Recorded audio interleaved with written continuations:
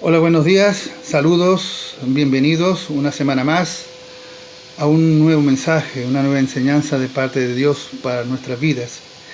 En el día de hoy vamos a hablar de una esencia santa de Dios única, que vamos a contemplar sobre el contenido específico y que atañe y concierne a todos los creyentes, como es la santidad. Hay muchas cualidades, características y también atributos que se conocen de Dios, y uno de esos esenciales es precisamente la santidad.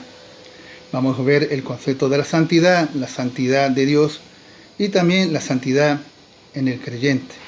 Pero primeramente tenemos que saber qué es la santidad. Las escrituras lo identifican con aquello que uno dedica por completo a Dios. Es limpieza, pureza de corazón y vida, libertad del pecado, estado consagrado o santificación para Dios y su causa. Así que la santidad coloca a Dios aparte de la creación, lo distingue de todas las cosas e identifica su absoluta moral.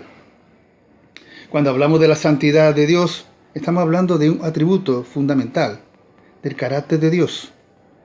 De su naturaleza perfecta surge el carácter ético de su santidad y debe ser definida como la conformidad a su propia naturaleza, y no es la misma para Dios que para los creyentes, porque Él es sin pecado, es incompatible, es incomparable.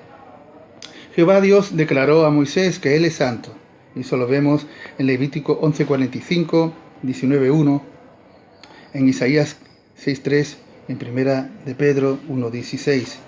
Así que en el Antiguo Testamento se le representaba a Dios como único y absoluto, incomparable. Voy a citar una serie de capítulos y versículos que se hallan en Isaías y hablan de ello. Por ejemplo, en el capítulo 40, del 12 al 28, en el 41, del 1 al 29, el 43, del 1 al 13, el 44, del 6 al 8, el 45, del 1 al 7 y el capítulo 46, versículo 13. Todos estos capítulos y versículos hablan de la grandeza, de la soberanía y de los futuros planes que Dios tiene para la humanidad, del cuidado providencial que Dios dispensa a su pueblo, y declara también que Él es el único Dios verdadero, confiable, el fuerte.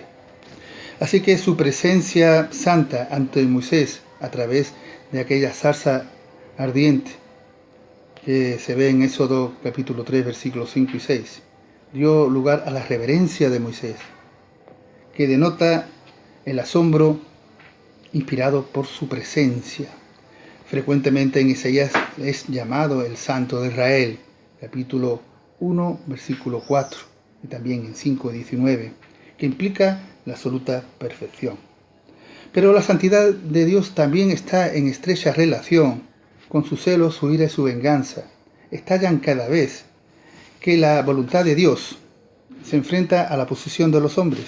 Y hay un incidente principal, nefasto, que aconteció cuando los hijos de Aarón, Nadab y Abiú, fueron a ofrecer ese fuego que fue extraño en Levítico capítulo 10 del 1 al 2, ocasionando que de la presencia de Dios saliera fuego que los consumiera, y con ellos murieron.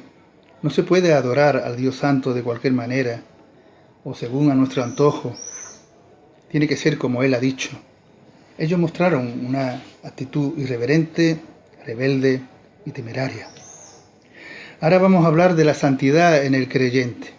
En el Antiguo Testamento, entre las muchas leyes establecidas por Dios y en referente a la santidad, aparece la ley de los nazareos, que significa separados para Dios, precedentemente reservados para Dios, y se halla en el libro de Números, capítulo 6, versículos del 1 al 21, enteramente para el servicio de Dios, que era el código de santidad. Eran dentro de Israel los antiguos hebreos consagrados a Jehová Dios. Y había dos clases de nazareos. Primero, los que se ofrecían voluntariamente, y segundo estaban los que estaban temporalmente, tiempo específico y de por vida. Había un ritual, una ceremonia especial. Mediante el voto debían cumplir una serie de preceptos en la vida. Primero tenían 3 restricciones: como era la extensión de la vid, el corte de pelo, y también estaba el abstenerse de contaminarse con cadáver. El nazareo tenía un doble significado. El primero era separación de las cosas mundanas y la segunda una mayor plenitud de vida y santidad. En la palabra de Dios encontramos ejemplos de hombres que pasaron a ser nazareos. Por ejemplo, Sansón, uno de los jueces de Israel, fue consagrado desde el seno de su madre. Y también está Samuel. Y en el Nuevo Testamento podemos tener esa referencia en Juan Bautista, en Pablo de Tarso, en Hechos 18:18, y está el propio Jesús. La consagración consistía en que se derramaba aceite sobre la cabeza de la persona para santificarlo. Y su uso era para ungir a sacerdotes como Aarón y sus hijos, como en Levítico 8, versículos 12 y 13. En la vestimenta sacerdotal ostentaba en el turbante una pequeña lámina de oro grabada con el nombre Santidad Jehová. En Éxodo 28:36, una identidad que señalaba que Jehová Dios es la fuente de toda santidad.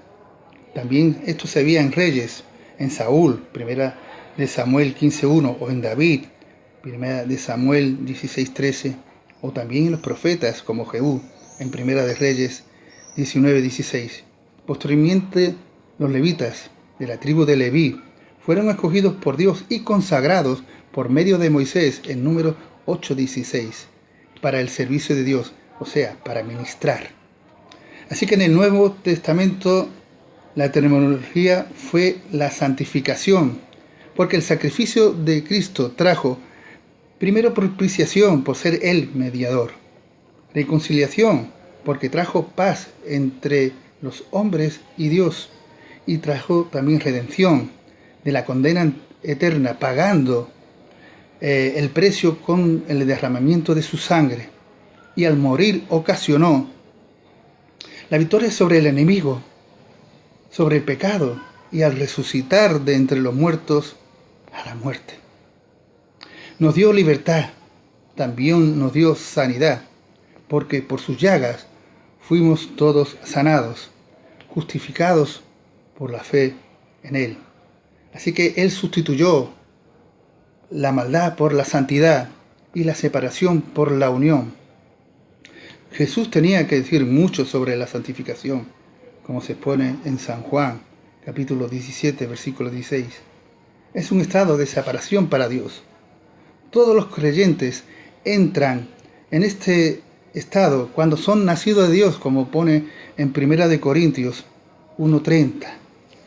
Santificación no significa perfección, sino separación, apartado del pecado y puesto aparte para Dios.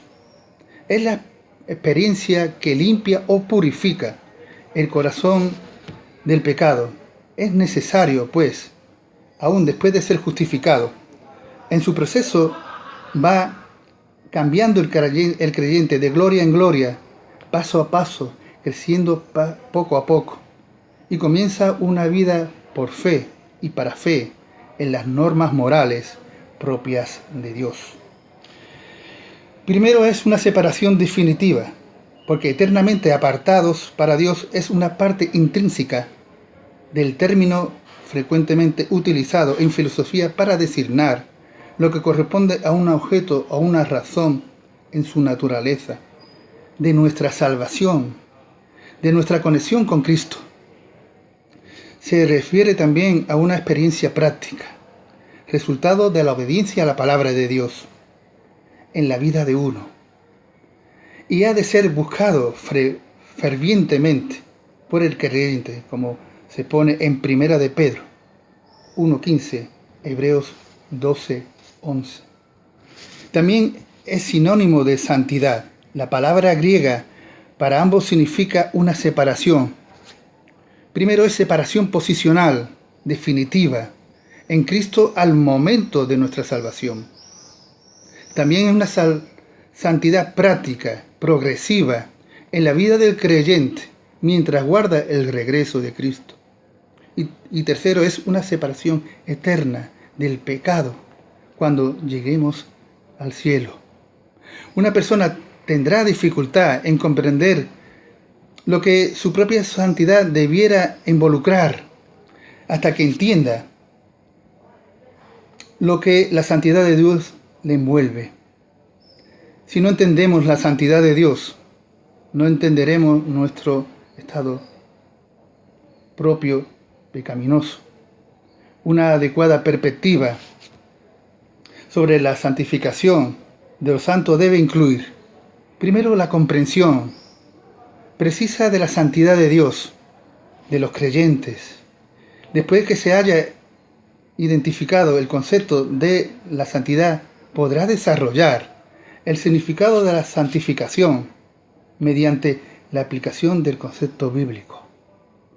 Debemos esforzarnos en la gracia. Ya comentamos lo ocurrido con Nadab y Abiú en el Antiguo Testamento, cómo murieron. En la misma historia, en el Nuevo Testamento, le sucedieron a Ananías y Zafira, en Hechos 5, del 1 al 2.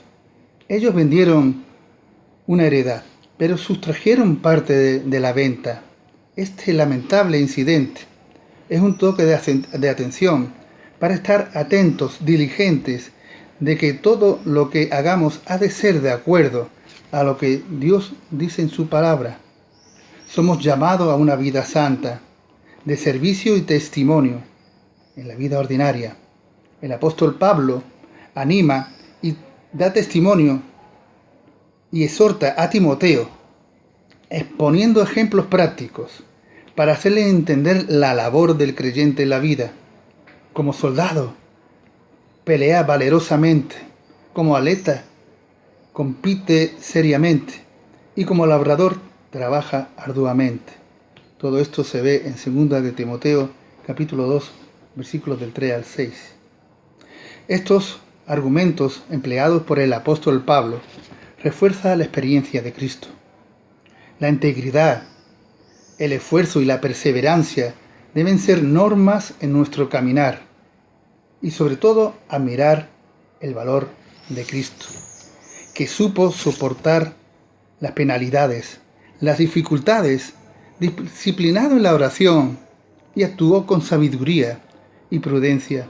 Ahora, nosotros como nuevas criaturas, y al pasar de siervos de inmundicia a siervos de justicia, como se pone en Romanos capítulo 6, versículo 19, nuestras vidas toman un compromiso total. Somos templo del Espíritu Santo, como dice 1 Corintios 6, 19. El Señor demanda de nosotros obediencia y santidad. La consagración y la santidad constituyen una exigencia para todos los hijos de Dios. Así que debemos ser cuidadosos, velar y presentar nuestros cuerpos como sacrificio vivo, aceptables a Dios, como pone Romanos 12:1. Y recordemos un versículo clave que se halla en Hebreos 12:14, importantísimo, crucial. Recordemos que sin santidad nadie verá a Dios. Sigamos a lo que contribuye a la paz y a la mutua edificación, liberados del pecado, siendo siervo de Dios. Tenemos el fruto de la edificación y como fin la vida eterna. Fijémonos en el Sermón del Monte, en una de las bienaventuranzas. Lo recordemos para nuestras vidas. Bienaventurados los de limpio corazón, porque ellos verán a Dios, como se pone en San Mateo capítulo 5, versículo 8.